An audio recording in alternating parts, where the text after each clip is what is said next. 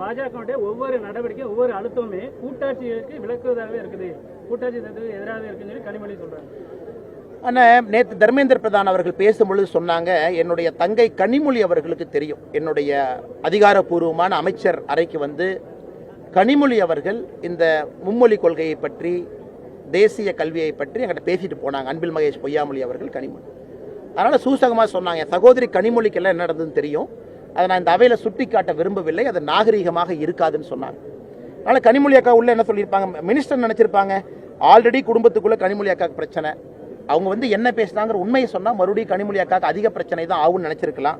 அதனால் தான் அவர் சூசகமாக கனிமொழி அக்கா என்னுடைய அறைக்கு வந்து என்ன பேசிட்டு போனாங்க பிஎம் ஸ்ரீ பள்ளிக்கூடத்தை பற்றி நான் சொல்ல விரும்பல. அதனால் கனிமொழி அக்காவை பொறுத்தவரை நல்லா புரிஞ்சுக்கணும், கனிமொழி அக்காவுடைய மகன் சிங்கப்பூர் சிட்டிசன், அதிகாரப்பூர்வமாக சொல்கிறது எல்லோருக்கும் தெரியும். ஆனால் இதுங்க நம்ம முடிச்சிடறேன் என்ன கேள்வி, சிங்கப்பூர் சிட்டிசன், அவங்க வேறு விதமான கல்வி படிக்கிறாங்க.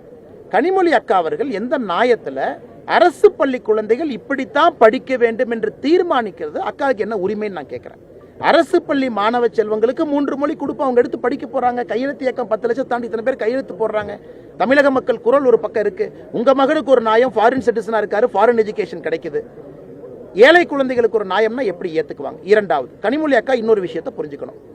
கூட்டாட்சி தத்துவத்துக்கு உதாரணம் என்னன்னா, கலைஞர் கருணாநிதி ஐயா வீட்டில் ரைடு நடக்குது, இன்கம் டேக்ஸ் ரைடு. இன்னொரு ஃப்ளோர்ல காங்கிரஸ்காரங்க எலெக்ஷனை பத்தி பேசுறாங்க. இதுதான் கூட்டாட்சி தத்துவமா இல்லைன்னு அக்கா சொல்லட்டும்.